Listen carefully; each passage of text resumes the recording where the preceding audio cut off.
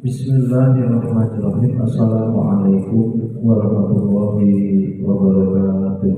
Waalaikumsalam warahmatullahi wabarakatuh. Alhamdulillahilladzi arsala rasulahu bil huda wa dinil haq liyudhhirahu 'ala dini kullihi wa kafa billahi shahida. Asyhadu an la ilaha illallah wahdahu la syarika lah wa asyhadu anna Muhammadan abduhu wa rasuluh.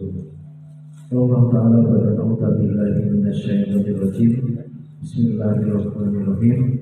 Ya fa'inahul ladzina amanu minkum wal ladzina utul ilma darajat.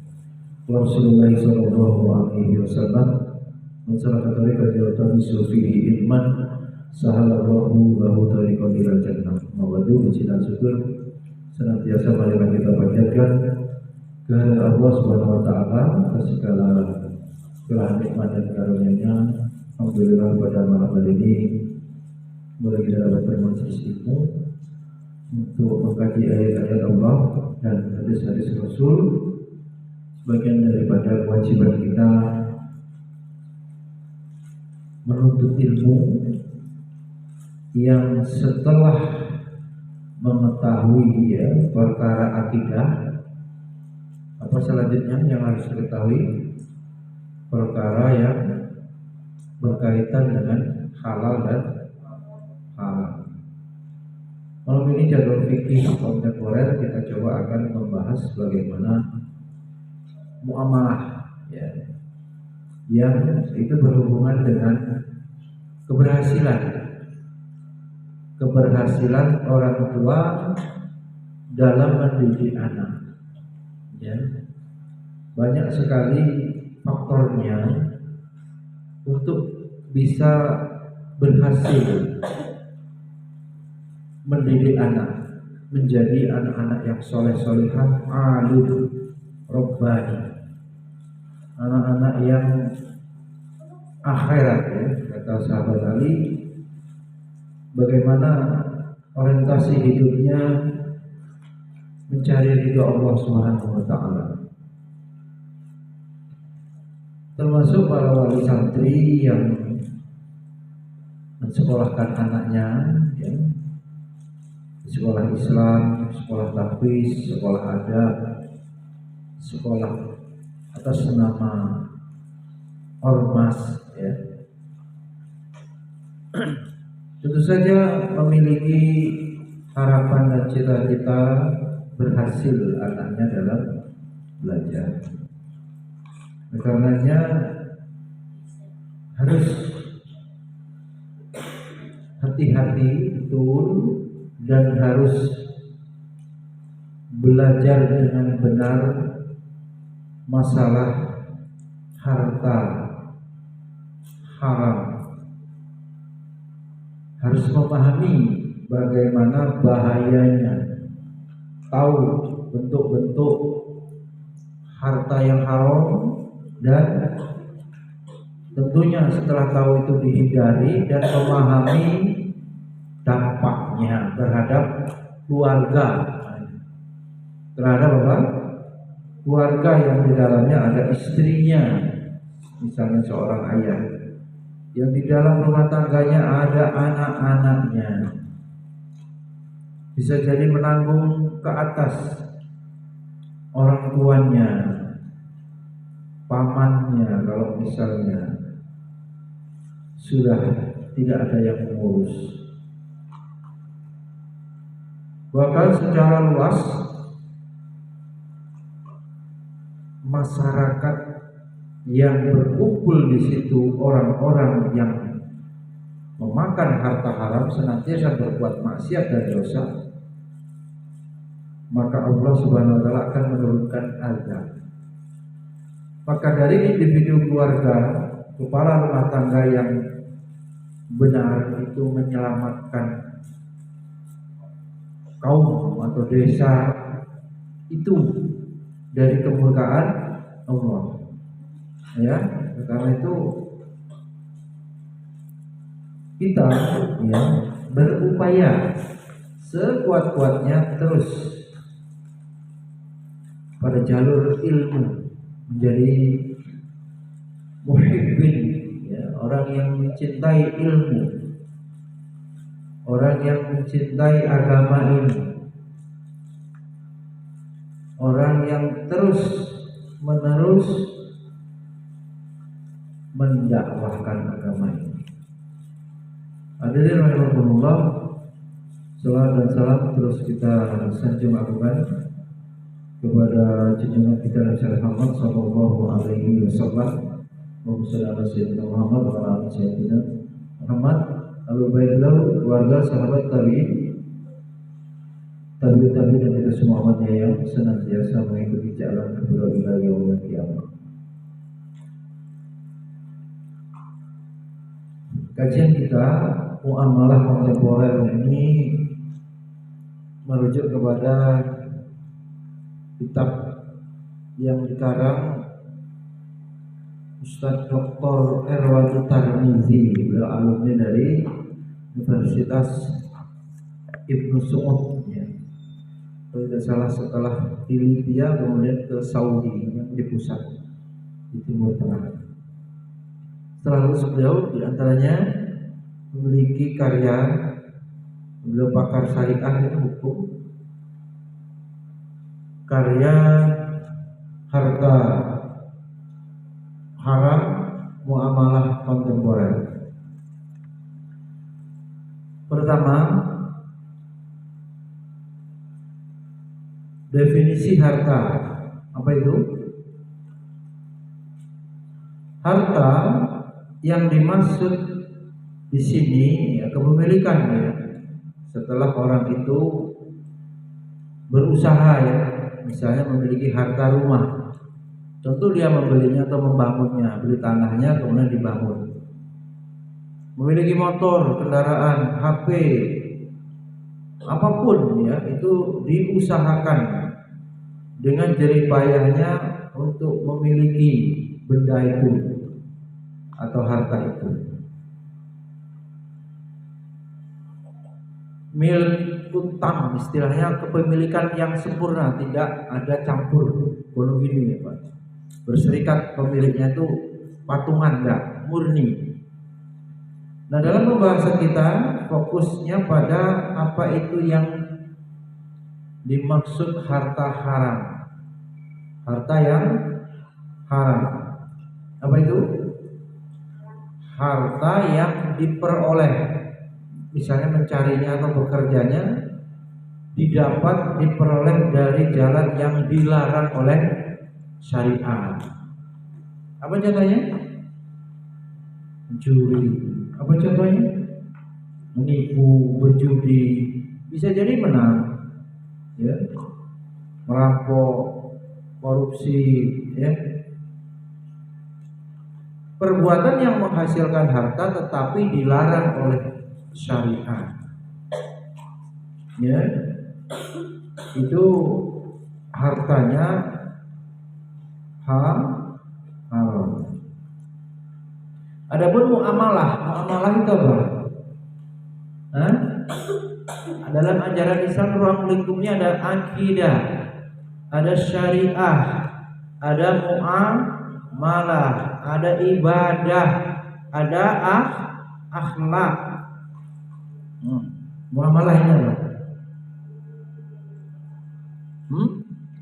Interaksi, hubungan manusia yang satu dengan manusia yang lain, orang yang satu dengan orang yang lain, baik itu muslim atau non muslim, ya, bermuamalah, berinteraksi, berhubungan. Apakah pertemanan kemudian berjual beli, apakah memperkerjakan, muamalah yayasan dengan karyawan, muamalah kepala sekolah atau lembaga pendidikan dengan guru, muamalah orang tua, wali santri dengan asatid guru, muamalah santri dengan santri, ya, muamalah tetangga dengan tetangga, ya, masyarakat RT atau lingkungan 1 dengan lingkungan 2, dan seterusnya. Hukum syariat, ya, yang berkaitan dengan hubungan manusia satu dengan manusia yang lain, itu ada hukumnya. Gimana memiliki kaidah usul fikihnya itu? Pada asalnya hubungan itu ibahah atau boleh apapun, kecuali apa? Ada dalil yang melarang. Ya. Asal muasalnya segala sesuatu itu diperbolehkan, al-ibahah, illa kecuali ada apa? Larangannya. Jadi para santri berpikir mendalam, berpikir filsafat yang benar itu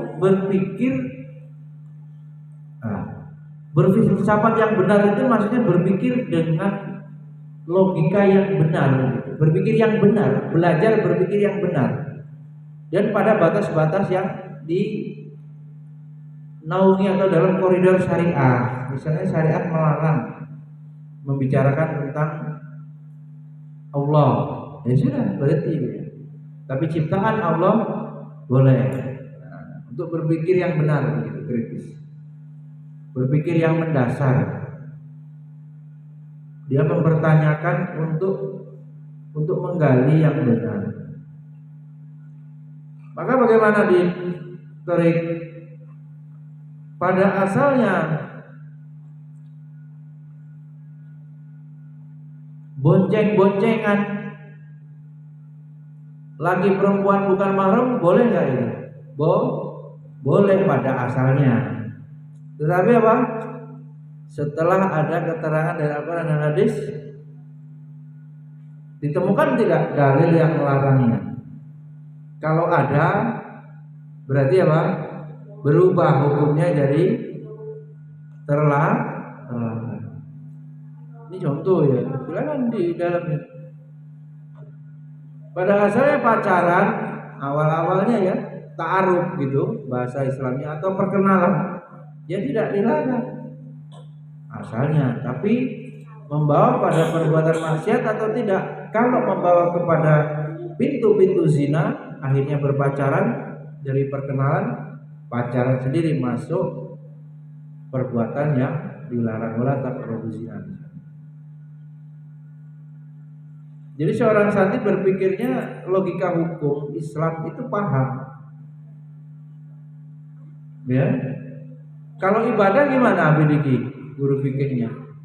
Ibadah pada asalnya apa? Boleh atau tidak? Asal ibadah haram, illa ada dalil yang memerintahkan. Berbeda kebalikannya. Muamalah asalnya boleh kecuali ada larangan. Ibadah asalnya haram kecuali ada dalil yang memerintahkan. Gimana? Untuk kita kuliah fikih dulu. Ini kaidah-kaidah dasar ya. Calon guru PAI ya. Maka kritisnya, ya namanya ibadah ditujukan untuk Allah, caranya mengikuti Rasulullah, itu sudah menjadi otomatis dikatakan sebagai sebuah ibadah yang memenuhi syarat atau makbul, gitu ya. Begitu.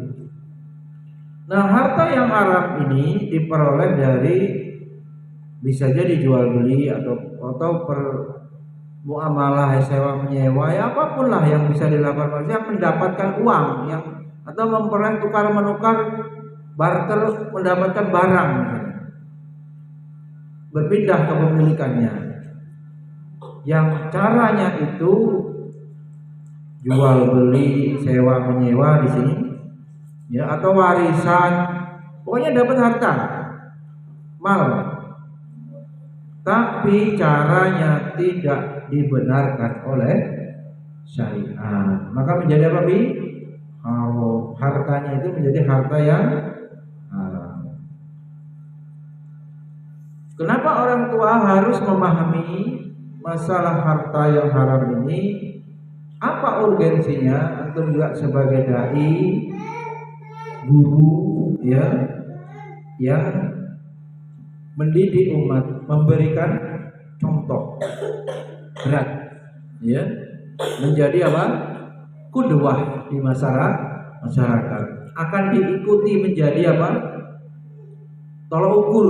Kalau Ustadz Ridhonya di sekampung itu gonceng-goncengan awat misalnya, sementara kabarnya calon guru PAI dan mengajar di pesantren di Bandar Lampung, maka ini selesai, ya, rontok, ya. Umat akan dengan mudah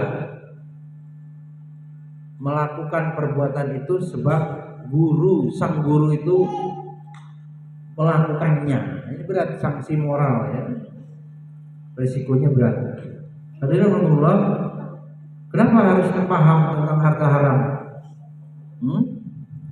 Kenapa jadi Nabi sudah memberikan sinyalmen, apa itu?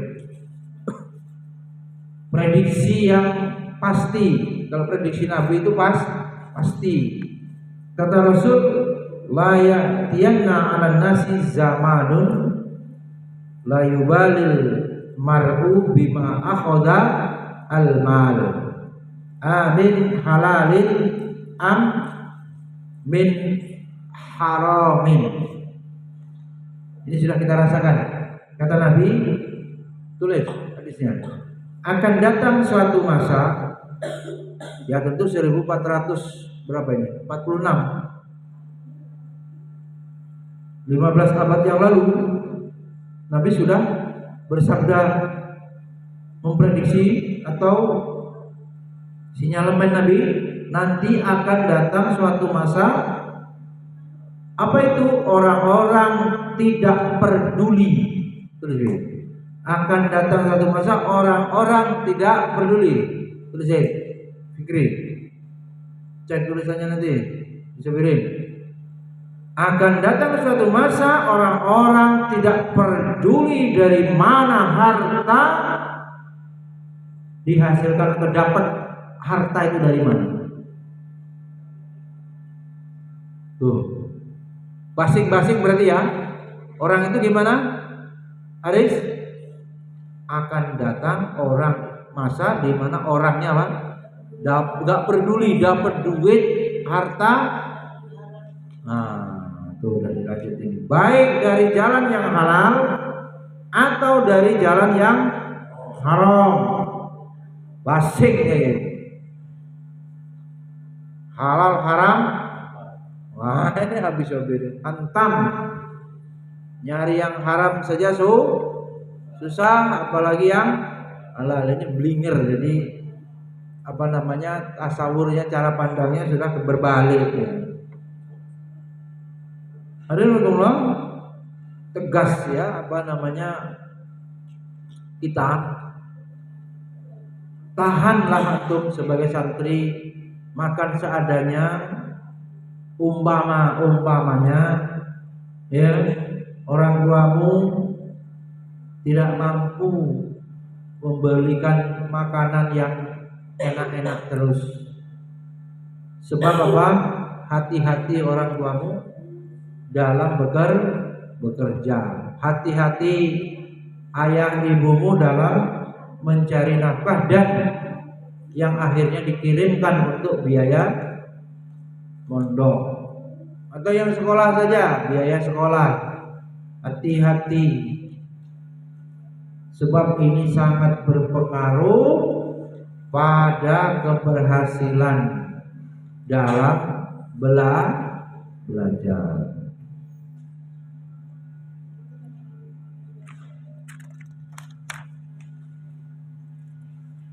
Rasulullah juga mengingatkan, Taisu abdud dinar.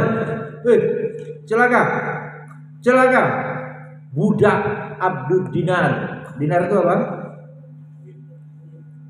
Emas, yang mana alat tukar zaman itu dinar. Kalau dirham perak. Taisa abdud dinar, celaka budaknya duit. Wa abdud dirham, ya, emas yang paling mahal. Berikutnya budak dirham. Wa abdul khamisah, dan budak pakaian. Kemarin semalam pintu masuknya iblis berhias, rumah dibagusin, pakaian juga harus yang bermerek, yang branded, yang mahal-mahal, yang sesuai mode termutakhir biar modis. Hati itu. Rasulullah SAW adalah seorang yang dikabulkan doanya, makbul. Rasul minta apa saja kepada Allah. Bila Rasul mendoakan kehancuran sekalipun, ya, doa buruk untuk mengazab para pemuja harta, itu materialisme pahamnya, hubbud dunya, hubbul mal, niscaya Allah akan memberikan atau menimpakan kebinasaan. Kalau Rasul mau, ya. Ini kan bukan doa, tapi Rasul mewanti-wanti, apa namanya? Jangan sampai umatnya itu jadi budak duit, pemburu, pengabdi harta. Apa nggak boleh kaya? Boleh, tapi tidak boleh hubbud dunia. Beda ya, kaya untuk lil maslahah umat, untuk kebaikan umat, ditasarrufkan fi sabilillah, itu tidak termasuk yang tercela. Tapi kebanyakan manusia mungkin pas belum kaya pengen banyak beramal dengan hartanya.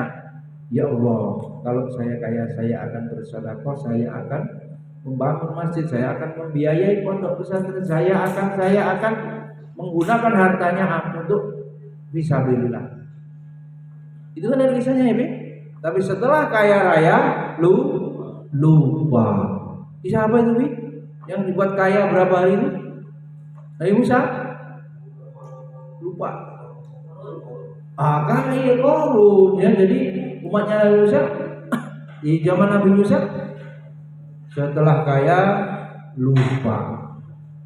Jadi apa? Ujian kelapangan lebih berat. Ujian kenikmatan berupa harta melimpah lebih berat, ya, dibandingkan ujian kesempitan atau kekurangan. Gimana itu ayatnya? Semua menjadi ujian, baik itu kesempitan, baik itu kelapangan. Rasulullah, mereka bukan lagi hamba Allah. Harusnya Abdullah, Abdul Dinar. Mungkin duit gak terlalu big, tapi baju branded, sendal bagus 300.000. Bisa mirip. Ini mungkin ini kalau kias ya, boleh ya. Kias itu analogi. Bikin ini. Apa arti kias, Din? Analogi. Hukum narkoba zaman Nabi ada tidak? Tidak ada. Apa istilah yang paling keren, yang paling populer? Sabu-sabu, pil, koplo, tidak ada. Yang ada minuman keras yang memabukkan. Analoginya gimana? Kullu muskirin haram, setiap yang memabukkan kaidah fikihnya haram. Maka narkoba, pil, ekstasi, sabu-sabu atau ganja menjadikan orang yang mengonsumsi mabok, hukumnya menjadi haram. Innamal khamru wal maisiru rijzun min amali syaitan. Apa itu namanya?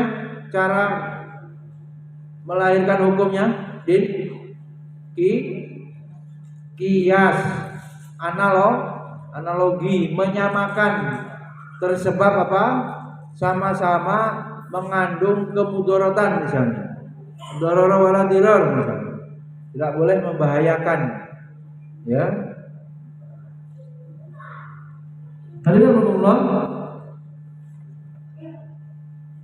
orang bergeser menjadi budak dunia, budak harta. Pas perintah Allah diabaikan. Azan berkumandang tetap bekerja. Puasa Ramadan tidak mau puasa. Dapat harta tidak mau berinfak, tidak mau berzakat. Ya. Semuanya dilanggar ketetapan agama ini. Jadilah dia sebagai budak harta.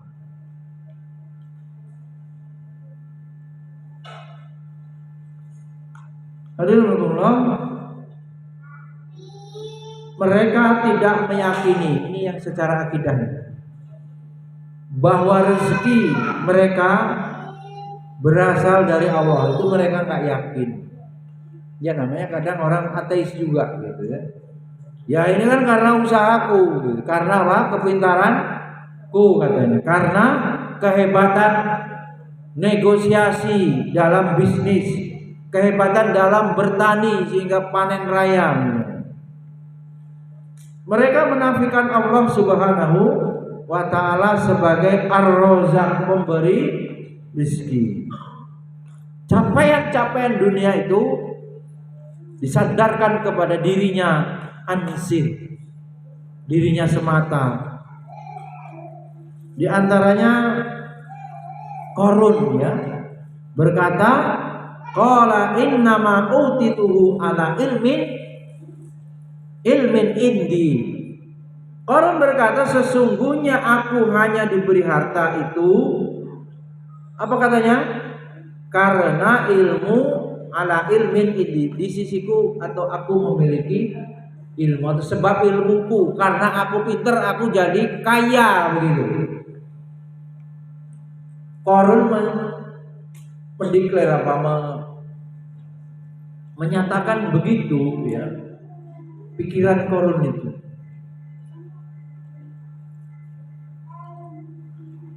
Kemudian Allah bantah nih, innal ladzina ta'buduna min dunillahi la yamlikuna lakum rizqan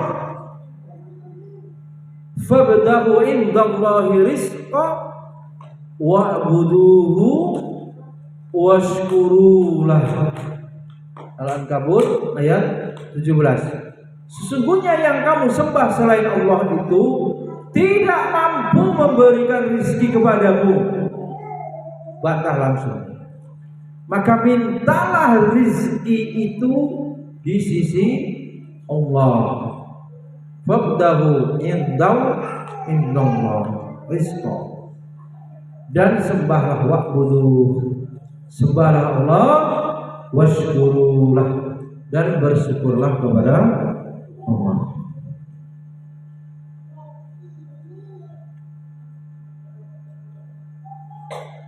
Alhamdulillah, apa saja dampaknya harta haram itu? Setelah secara tauhid ya kita memahami Allah Subhanahu wa taala Ar-Razzaq. Ar-Razzaqu dzul quwwatil matin, yang tidak berbatas. Perbendaharaan kekayaan Allah itu tak terbatas. Enggak mungkin Allah bangkrut. Maka kita disuruh beribadah kepada Allah, bersyukur kepada Allah, mengimani Allah pemberi rezeki, meyakini Allah menjamin rezeki. Wa ma min dabbatin fil ardi illa 'alallahi rizquha. Tidak ada satu hewan melata pun di muka bumi ini yang tidak Allah jamin rezekinya. Yang belum diceritakan itu pikir-pikir pakai akal yang paling cerdas. Nabi bertanya, ya fikri, siapa yang isi air kelapa yang menggantung di atas? Dari mana itu? Siapa yang bisa menjawab? Kapan ngisinya?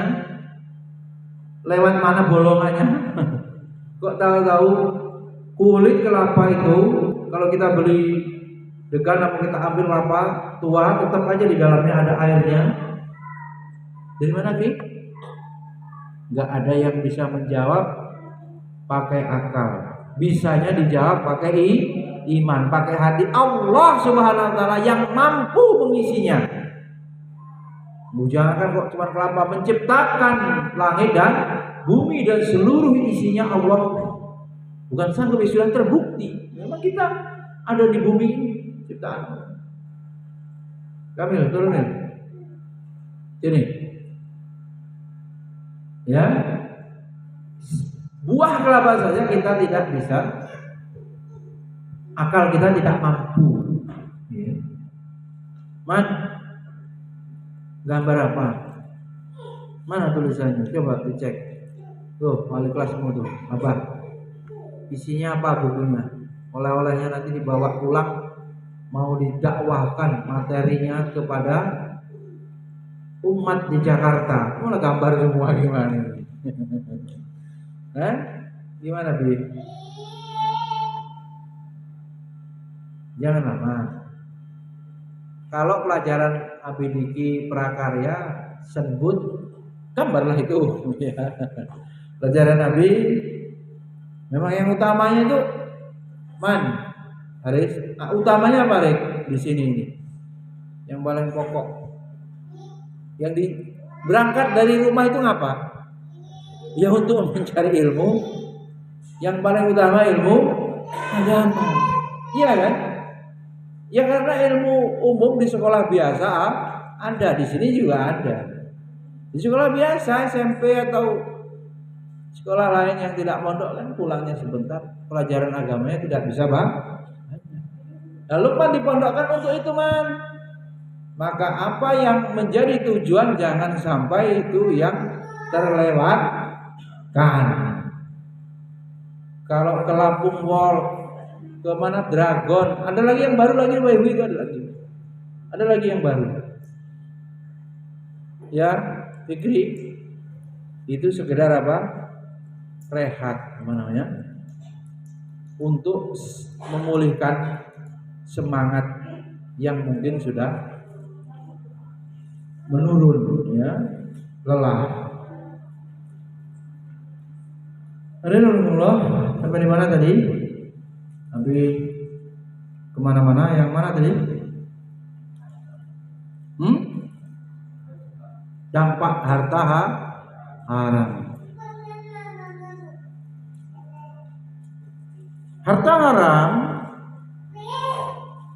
ini kemudian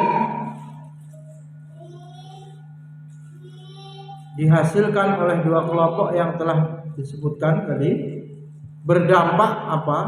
Terhadap pribadi orangnya langsung, berdampak kepada keluarganya juga, dan secara umum manusia yang bekerja, yang dapat harta haram, keluarganya, kemudian manusia secara umum, umat. Dampak buruknya yang pertama, ini hubung kaitannya dengan sukses mensekolahkan anak, mendidik anak.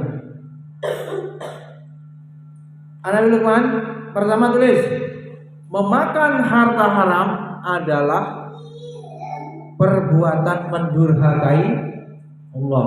Dia tidak mungkin bisa berhasil belajar kalau duitnya dari harta haram dan mengikuti langkah setan.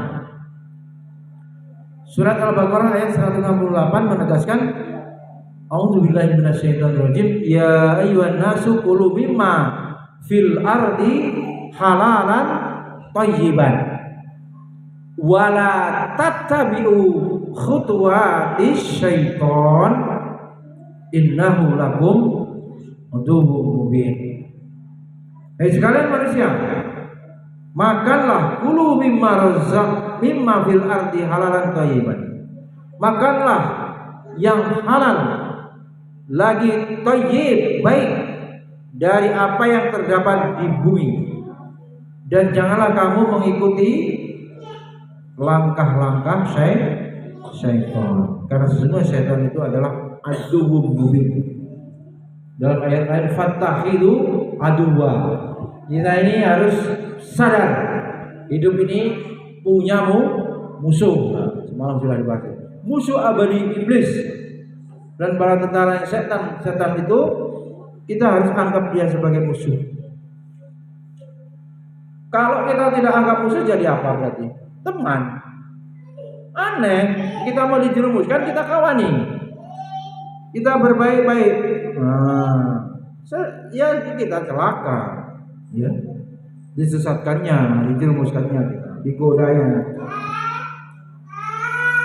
Karena Allah dalam ayat ini Allah memerintahkan seluruh manusia agar makan itu harta yang didapat secara halal. Itu perintah. Ya, kulu mimma bil ardi. Makanlah, perintah makan. Dan sekaligus kalau mencari harta dengan jalan haram itu statusnya durhaka. Ya. Dan menjadi pengikutnya setan. Mendurhakai Allah, berbuat dosa, merusak diri setiap insan. Beliau tegaskan jasmaninya rusak karena masuk makan haram, diserap ya oleh darah, diproses makanan haram itu bercampurlah jadi daging ke seluruh tubuh. Jasmani rusak, rohani rusak, pikiran rusak. Gak mau ibadah, maunya kriminal, maunya maksiat. Badannya itu kebanyakan makan haram, gak mau diajak ibadah, suruh zikir gak mau, baca Quran tidak mau atau sedikit susah gitu guru itu. Coba diulang-ulang, lari sana lari sini santri itu, hati-hati ini. Ya memang anak-anak masanya bermain berlari, tapi kan harusnya di waktu-waktu belajar itu adalah yang dia nurut-nurutnya gitu. Ya. Begitu pada asalnya. Ya, kita bisa tahu ini butuh bergerak kinestetik ya, motoriknya. Anak ini ya kita bisa kira-kira ini wajar, ini berlebihan apa tidak wajar, sehingga tidak bisa belajar sama sekali. Tidak mau ngelepeh, istilah Jawanya itu Habis Sobirin. Kasih agama ini ngelepeh deh, muntahin gitu. Enggak mau masuk. Atau mungkin ada kesombongan juga dari santri yang sudah bisa berpikir. Jadi tidak mungkin air itu bisa naik. Kalau orang yang sombong, ilmu tidak akan pernah masuk. Sering disuruh motivator apa itu? Open mind, kosongkan pikiran, jangan merasa sudah punya ilmu yang hebat sehingga ilmu dari orang itu kita tolak atau kita tutup, merasa tinggi. Nah ini.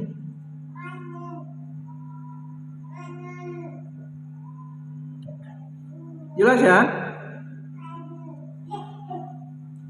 Kalau demikian bukan kita bersuuzon kepada wali santri, kita mengingatkan. Kita kan berpikir serius sebagai guru kan ya. Apalagi murid kita Habis Sobirin yang diampu berapa, wali kelas berapa orang.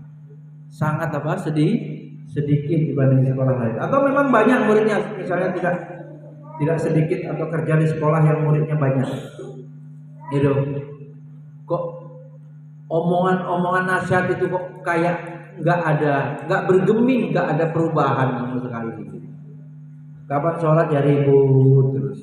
Ya kalau sekali-kali mungkin masa anak-anak kekanak-kanakannya bercanda ribut. Tapi setiap sholat begitu terus anak itu muskilah. Kenapa? Kan begitu. Setiap pelajaran begitu terus. Kenapa anak itu? Ya. Dari pagi sampai pulang tuh selalu bikin masalah. Kok gak ada baik-baiknya? gak ada nurut-nurutnya. Ya, namanya orang loh ya, diajak kepada kebaikan kok kayak menolak. Hati-hati.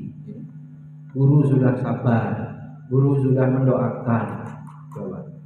Hidayah, nah, hidayah petunjuk sudah berikan. Ini hidayah bimbingan sudah. Coba. Jangan-jangan ada masuk harta haram. Akhirnya apa? Belajarnya tidak berhasil. Ini salah satu faktor loh ya. Ada faktor-faktor yang lain. Ini pas kita bahas muamalah. Yang semester 5 kuliahnya, kaceknya di mana? Kaceknya itu apa ya? Peningkatannya habis dari semester 1 ke 2 ke 3 ke 4 sekarang masuk 5 itu di mana? Umpamanya tangga itu meniti jalan ilmu itu, tangga 1, tangga 2, tangga 3 itu di mana? Tahu-tahu was gitu. Katanya begitu katanya. Tahu-tahu ujian, tahu-tahu apa? Lulus. Ada yang bilang kuliah gitu-gitu aja, presentasi udah, kopas udah. Nah ini masalahnya. Jadi gimana itu? Alhamdulillah, Imam Syafi'i bersyair ya. Kita juga mengkaji. Ini ketika beliau mengadukan buruknya hafalan kepada gurunya siapa? Imam Waqi, ya udah sering dibahas. Aku mengadu kepada Waqi buruknya hafalanku, ia menasihatiku agar aku meninggalkan maksiat.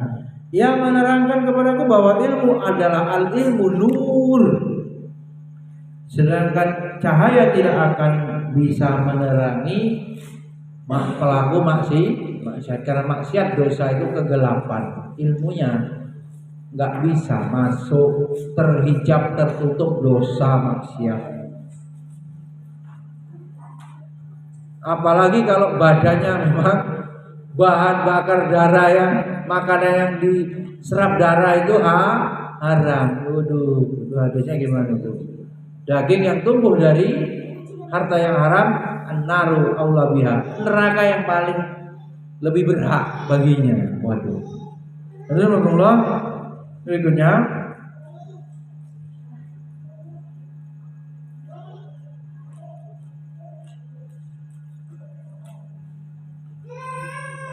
memakan harta haram itu yang kedua ya, adalah ciri khas kelompok mayoritas Yahudi yang diabadikan Allah dalam firman-Nya surat Al-Maidah ayat 62. Wa tara katsiran minhum yusari'una fil ismi wal udwan wa aqlihimus suhta labisa ma kanu ya'malun. Surat Al-Maidah ayat 62. Dan kamu akan melihat kebanyakan dari mereka, siapa itu? Merekanya orang-orang Yahud. Al-Yahud, orang-orang Yahudi, tukang berbuat dosa, tukang bermusuh-musuhan, dan tukang memakan yang haram. Lengkap, diborong semua sama Yahudi itu. Syari'ah fil ismi wal udwan, tukang dosa, perang, makan yang haram. Itulah kerjaan mereka. Kata Allah, sesungguhnya amat buruk apa yang telah mereka kerjakan. Allah gambarkan sebuah masyarakat yang rusak ya, masyarakat yang hancur di masa itu, yaitu masyarakat Yahudi, yang mana salah satu ciri khas mereka atau mayoritas dari anggota masyarakat mereka tukang suka makan harta yang haram.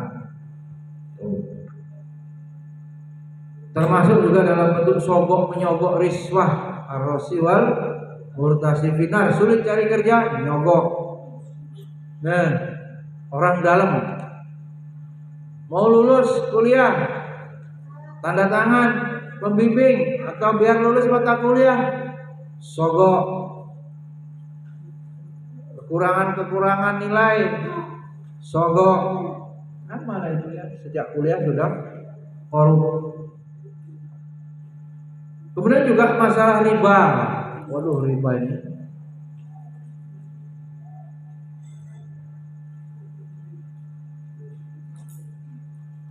setiap pinjaman kullu qardon jarra naf'an fahuwa riba, definisinya. Setiap pinjaman yang ada tambahannya itu fahuwa riba.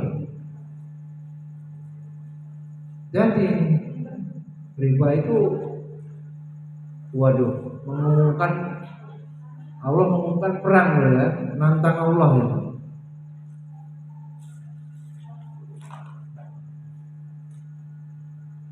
Bila kerusakan ini ditiru oleh masyarakat muslim, ini orang Islami, sudah ada hadisnya kan? Bahwa nanti umat Islam akan mengikuti apa? Sejengkal demi sejengkal, sehasta demi sehasta, sampai sekiranya apa? Masuk ke dalam lubang dob, biawak, seperti biawak. Hujrat dobin, orang Islam ikut juga. Siapa orang yang diikut itu? Sobat bertanya, siapa lagi kalau bukan Yahudi dan Nasrani? Memang kita Islam agamanya, Muslim statusnya, tapi amalan perbuatannya Yahudi. Nah ini berarti ya, diyahudikan secara pemikiran, secara praktek kehidupannya.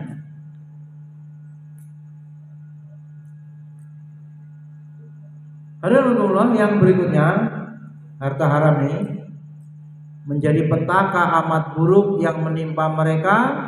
Apa itu? Api neraka yang setiap saat mereka masukkan ke dalam perut, hakikatnya dia memakan api, memasukkan api. Rasul bersabda, ya Ka'babana ujrata, innahu la yarbu lahmun nabata min suhtin. Tadi sudah disinggung, illa kanatin nar aula bihi.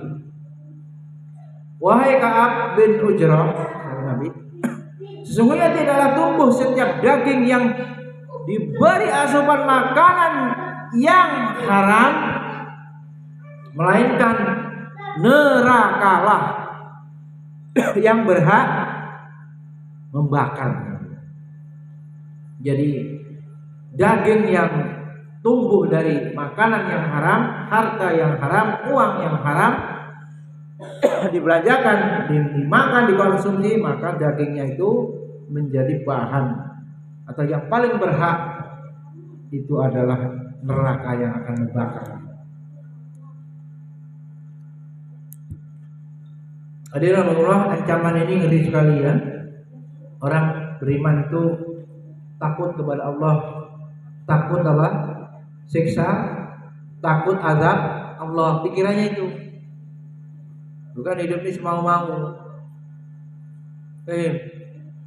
Allah nanti akan meminta apa? Pertanggungjawaban atas semua perbuatan kita di dunia ini. Ancam berat orang-orang yang makan harta yang haram.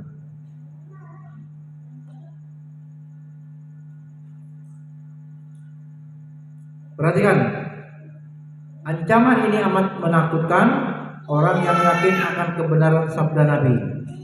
Ini urusannya keimanan. Percaya nggak dengan sabda Nabi nanti akan ada hari akhir, hari pembalasan, hari perhitungan? Tentu orang beriman ya tidak berani mengambil sekecil apapun harta haram itu. Hati-hati itu.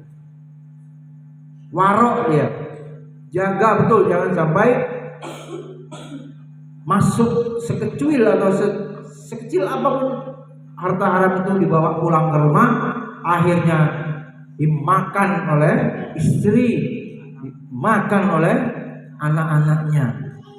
Akhirnya anak-anaknya pun terkena dampak dari harta haram itu, bisa dia durhaka kepada Allah, bantah, bisa dia melawan, ya, tidak tunduk kepada agama, ya, aturan-aturan agama. Yang berikutnya, satu lagi waktunya. Nih, berikutnya nomor berapa? 4 ya. Doa tidak dikabulkan, padahal doa adalah senjata orang beriman. Ayuhan nas, innallaha thayyib la yaqbalu illa thayyib wa innallaha amara mu'minin bima amara bi al-mursalin wa qala ya ayyuhar rasul kulu min thayyibat wa'malu sholihan inni bima ta'maluna alimun.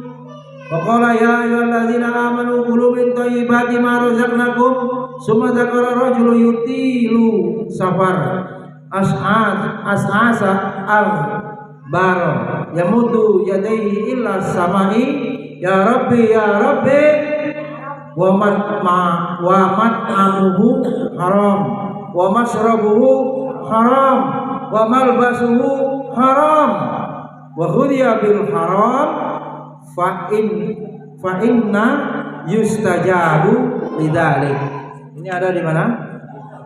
Hadis Arba'in An-Nawawi. Tidak mungkin doanya dikabulkan.